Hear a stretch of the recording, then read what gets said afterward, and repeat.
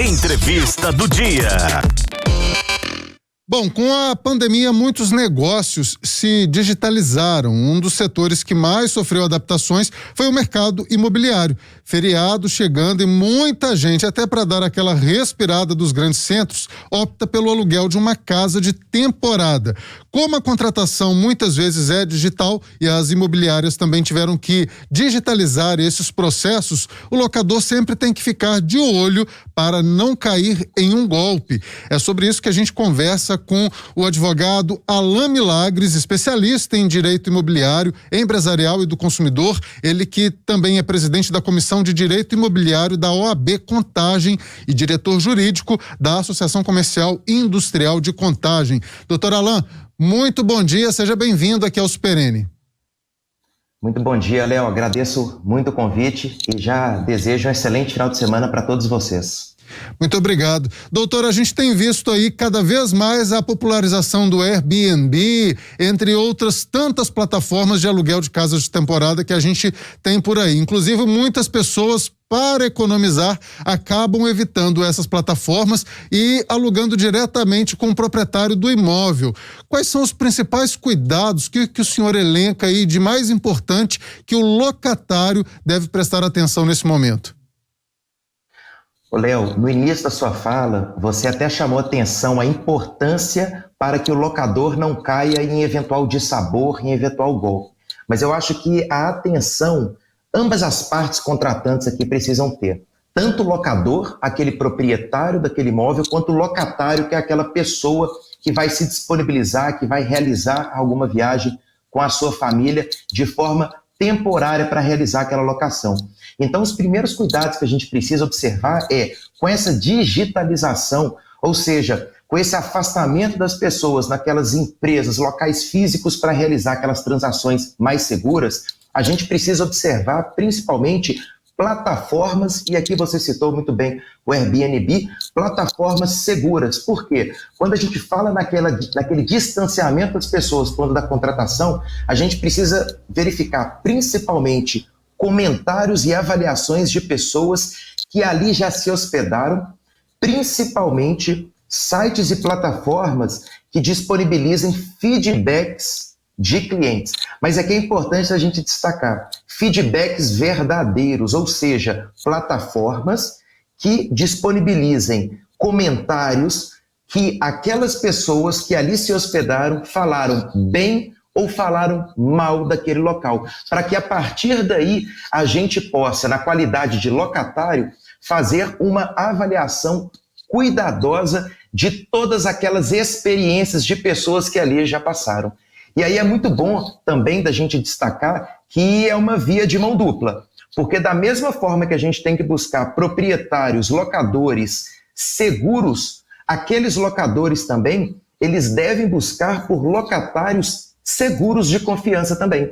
E muitas dessas plataformas estão fazendo com que criem um perfil, tanto do proprietário quanto do locatário. Ou seja, tem que ser pessoas de confiança. Então, se eu vou alugar um imóvel, normalmente essas plataformas faz com que eu também, que seja um locatário, também tenha um perfil.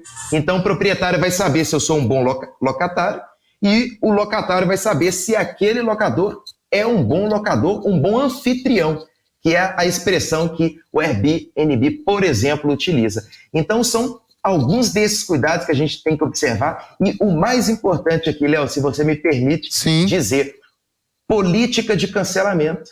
Essa é uma outra observação que as pessoas precisam ter, além de verificar fotografias, as imagens daquilo que está realmente contratando, olhar o check-in para ver quando você chega no local, se é aquilo que você alugou, que te prometeram. Léo, guarde todas as informações que você tiver sobre aquela transação imobiliária que você está fazendo e analise cuidadosamente a política de cancelamento e de reembolso.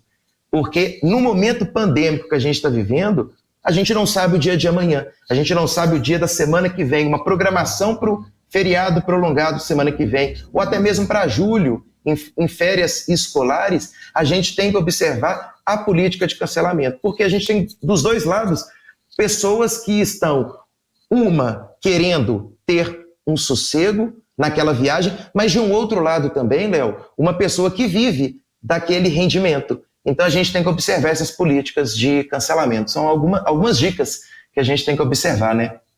Sem dúvida, nós estamos conversando com o especialista em direito imobiliário, o advogado Alain Milagres. Agora, doutor Alain, falando ainda um pouco mais sobre o locatário, aquela pessoa que busca por um imóvel, ela também tem que saber que precisa respeitar regras, né? A gente tem esse famoso áudio aí de uma proprietária do Airbnb que viralizou nas redes sociais, dela reclamando que o rapaz lá fez uma suruba no apartamento dela, enfim, desrespeitou as normas da casa. O locatário, a partir do momento que ele paga, ele tem que respeitar as regras ou não? Ele pagou, se sente no direito ali, sou dono e faço o que eu quiser.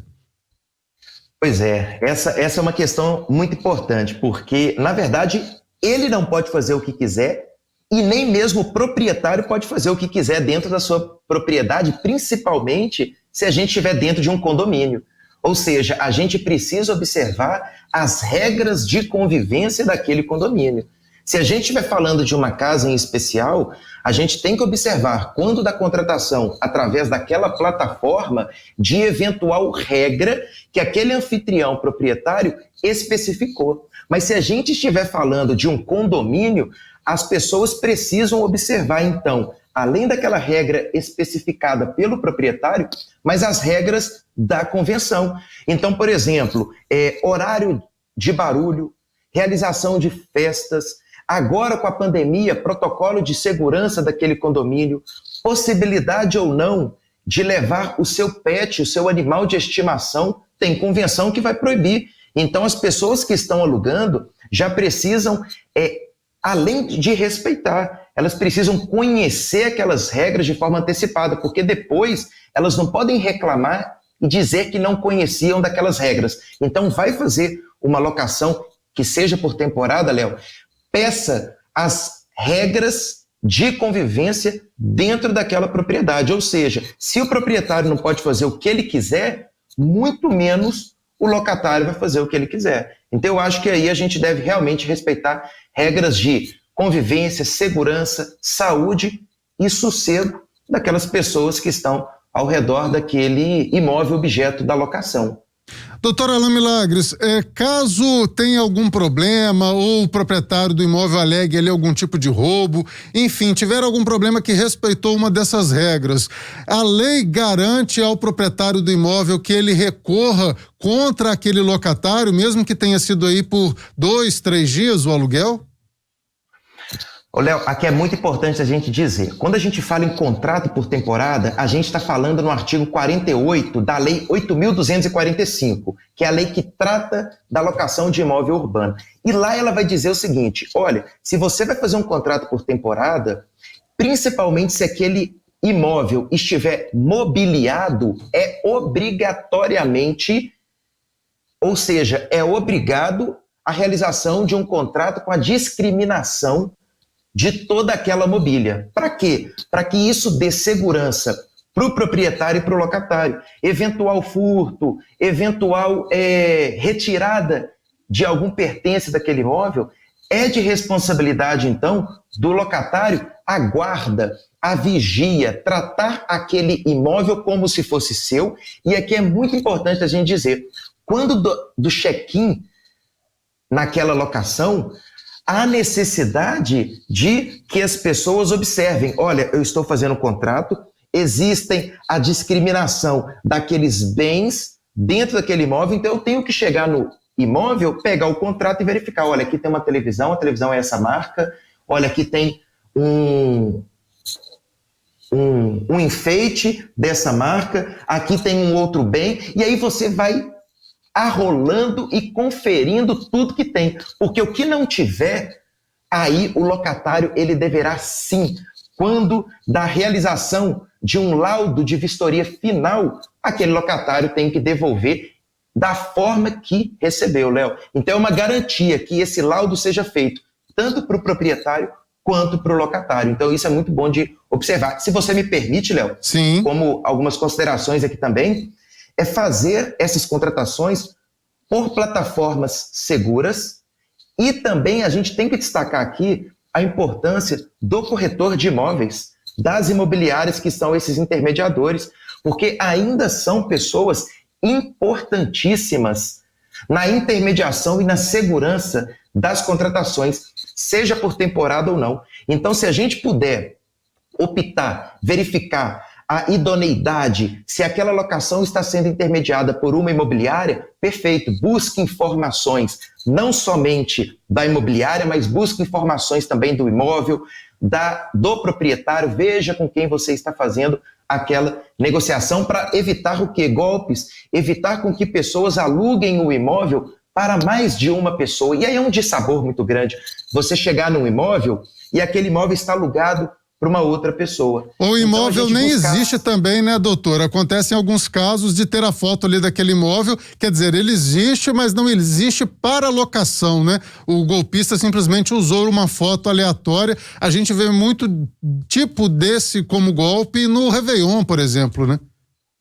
Exatamente, Léo. E recentemente, aqui em Belo Horizonte, a gente teve alguns dissabores de pessoas vendendo o imóvel e aquele imóvel não era dela ou aquele imóvel não existia e as pessoas estavam pedindo o aluguel antecipado. Então a gente precisa observar, olha só, com quem que eu estou fazendo as tratativas. E aquele imóvel existe? Além dos comentários que a gente vai pesquisar na internet, a gente pode tentar buscar pessoas que já alugaram, ou seja, o histórico.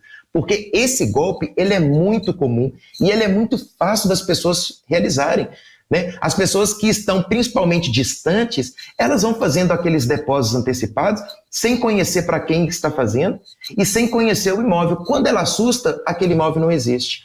Ou aquele imóvel não existe, Léo, ou então a fotografia e as imagens que ela recebeu, você chega no imóvel, não tem piscina, não tem sauna, não é aquilo que foi prometido. Então isso aí é muito delicado e a gente tem que observar. E guarda tudo para quem que você fez o pagamento, as tratativas, porque tem direito à ação judicial. Assim como o proprietário tem direito de ajuizar a ação judicial contra aquele inquilino, o inquilino também que se sentir lesado, ele deve sim ajuizar uma ação judicial contra todas as pessoas envolvidas, contra a plataforma, contra a imobiliária, contra aquele proprietário. Por isso que a gente tem que buscar mais segurança nas transações imobiliárias, Léo. Doutor, não é fácil, né? É simples entrar numa plataforma e alugar, mas não é fácil você ser locador e achar que tudo vai ser resolvido aí, vai ganhar uma renda extra num feriado prolongado como o de semana que vem, sem ter algum percalço. Tem que tomar muito cuidado com todo esse tipo de transação. Nós estamos conversando com um especialista em direito imobiliário, empresarial e do consumidor, advogado Alain Milagres, que é também diretor jurídico da Associação Comercial e Industrial de Contagem. Doutor Alain, a gente tem uma pergunta aqui de um ouvinte, acho que foge um pouquinho do nosso assunto, mas quero aproveitar essa oportunidade aqui, que é a participação da Elaine, lá de Ouro Branco. Ela tem uma dúvida aí, que se durante a pandemia mudou alguma regra no contrato de locação e se o inquilino ainda pode exigir aí a saída do locatário do imóvel, caso ele descumpra alguma das regras vigentes, né? Mas se ele mudou alguma coisa aí durante a pandemia nesse contrato de celebração entre as partes. Ótimo, Léo. Obrigado, Elaine, também pela gentileza da pergunta. De Ouro Branco, muito bem. Olha só, na verdade, não mudou. O regramento da relação locatícia, ele é o mesmo. O que nós estamos vivenciando é toda uma flexibilização com relação à política de cancelamento, a política de devolução do imóvel, a política de cumprimento e de respeito às regras sanitárias. Então, o regramento, a legislação no que toca à relação locatícia não mudou. Então, o que a gente vai ter que observar é quando da realização do contrato, principalmente em questão de pandemia, se determinada região ainda se encontra na onda roxa, houve o avanço para a onda vermelha, se aquele condomínio existe algum protocolo especial acerca de prevenção contra a Covid, então a gente tem que observar isso tudo. E eventual descumprimento por parte do locatário enseja, inclusive, a retomada do imóvel.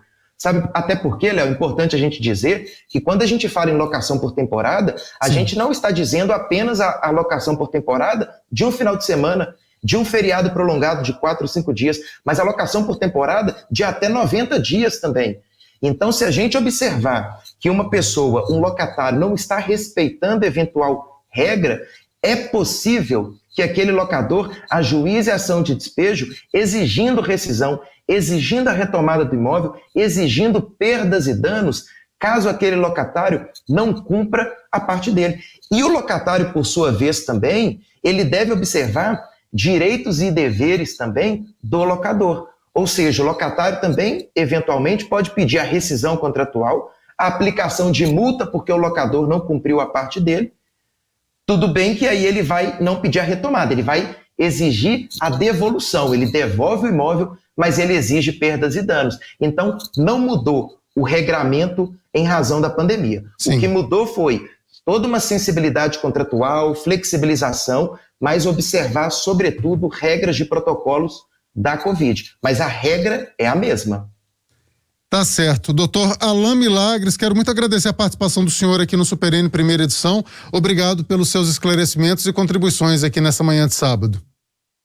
Léo, eu que agradeço a disponibilidade aqui, o espaço e o convite de vocês, viu? Um grande abraço para todos os ouvintes.